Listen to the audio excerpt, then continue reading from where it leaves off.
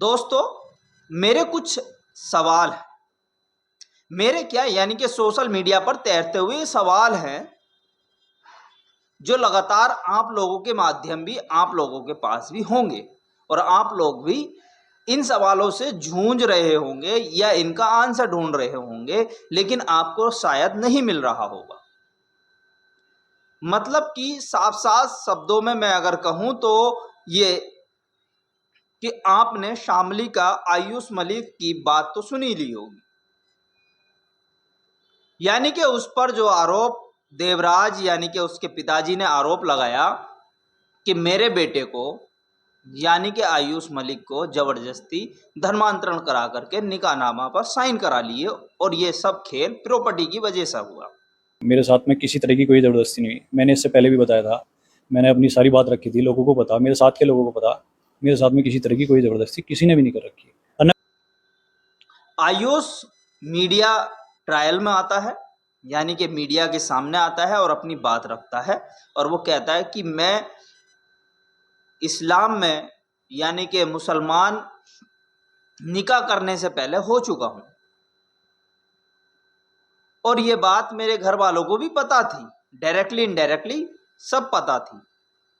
तो प्रॉपर्टी की बात जब आई, मीडिया कर्मियों ने जब प्रॉपर्टी की बात करी तो उसने सीधे बड़े आसान शब्दों में एक बात कही कि जी मैं तो ज़मीन से जुड़ा हुआ व्यक्ति हूँ, मेरे पास तो एक टूटी हुई सी बाइक खड़ी होगी, प्रॉपर्टी ये कल के होते आज ले लो। लेकिन मैं हिंदू नहीं बनने का, लेकिन लगातार उसे प्रेशराइज किया जा रहा है हिंदू बनने पर। तो कार्रवाई अब किस पर होनी चाहिए? भारतीय संविधान के अकॉर्डिंग कोई भी व्यक्ति किसी भी धर्म को अपना सकता है, किसी भी धर्म को मान सकता है और वो किसी की भी प्रैक्टिस कर सकता है और यहाँ तक कि इजाज़त है फंडामेंटल राइट्स में कि वो जिस धर्म को अपना रहा है उसका प्रचार प्रसार भी कर सकता है। तो आप सोचिए कि जब ये सिर्फ संविधान ने उसको इजाज़त दे दी तो फिर वो लोग कौन हैं जो जबरदस्ती अब उसका धर्मांतरण कराने की बात कर रहे हैं? यानी कि वो जिस धर्म को फॉलो कर रहा है, जिस धर्म को वो मान रहा है, उस धर्म को छोड़कर वो दूसरे धर्म में जाए। यूपी की ही एक घटना पर मैं आप लोगों को बता दूं कि महज़बीन ने तोड़ी धर्मों की दीवारें क्योंकि उसने अपने प्यार से शादी कर ली। वो जो लड़की जिस लड़के से प्यार करती थी उसने धर्म की दीवार तोड़ दी।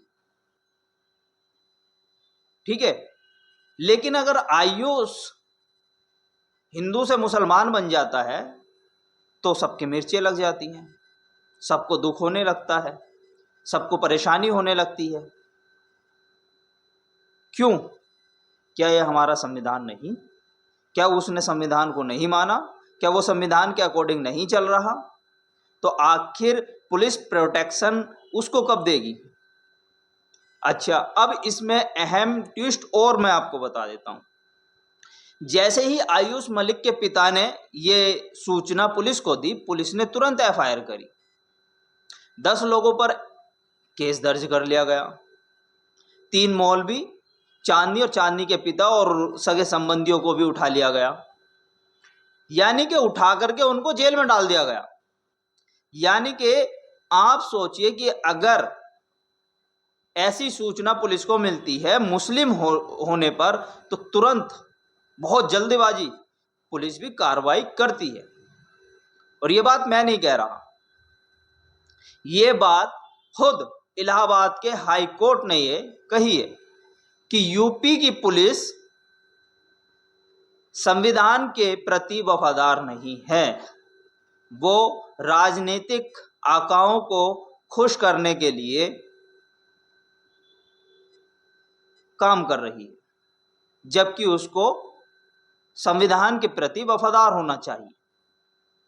अब आप सोचिए कि हाई कोर्ट इतनी सख्त टिप्पणी करता है यूपी पुलिस पर और यूपी पुलिस अपनी शिनाख्त बचाने की बजाय लगातार ऐसे काम कर रही है जिससे देश का माहौल खराब हो सकता है। धर्मांतरण को लेकर भी देश में आरोप हैं।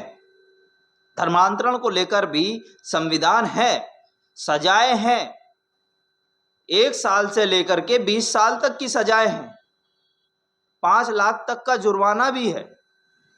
अगर किसी व्यक्ति का जबरन धर्मांतरण किया गया है तो उस पर भी केस है, लेकिन उसको सिद्ध करने के लिए कौन है? अगर जिस व्यक्ति का धर्मांतरण किया गया है वही व्यक्ति यह आके कह रहा है कि जी मैं तो पिछले 12 साल से प्रैक्टिस कर रहा हूं, मैंने तो शादी अब करी है, तो आप सोचिए कि कहां तक बात पहुंची है।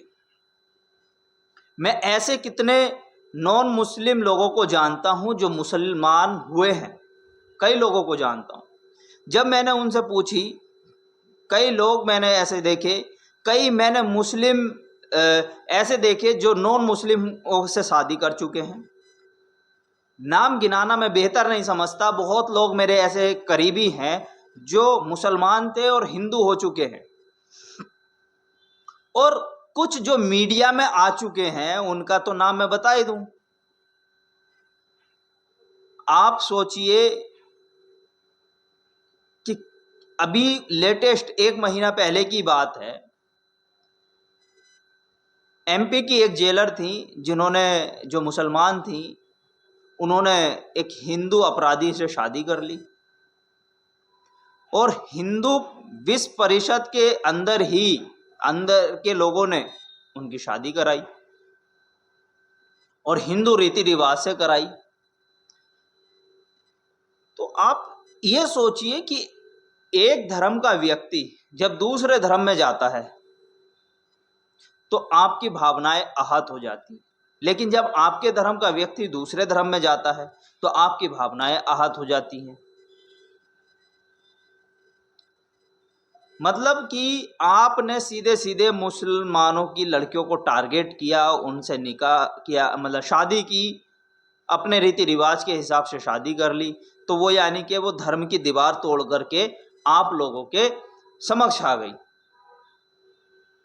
लेकिन अगर आपकी कम्युनिटी का लड़का लड़की अगर किसी दूसरे धर्म में जाकर शादी कर लेता है तो उसने धर्म की दीवार नहीं तोड़ी, उसने आप लोगों से सीधे सीधे मतलब धर्म परिवर्तन कर लिया, यानी कि उसका ब्रेन वॉश कर दिया गया। ऐसा दोगलापन आप लाते कहां से हो?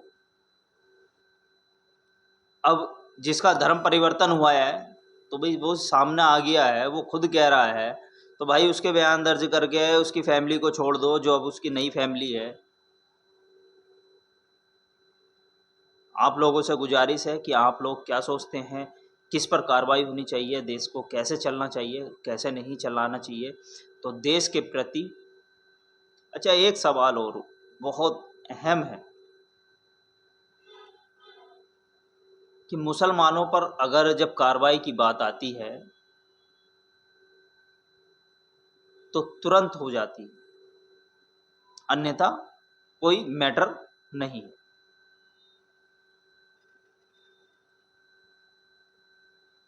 दुख होता है लोगों को, देश के लोगों को, जब अपने ही देश को टूटते हुए देखते हैं।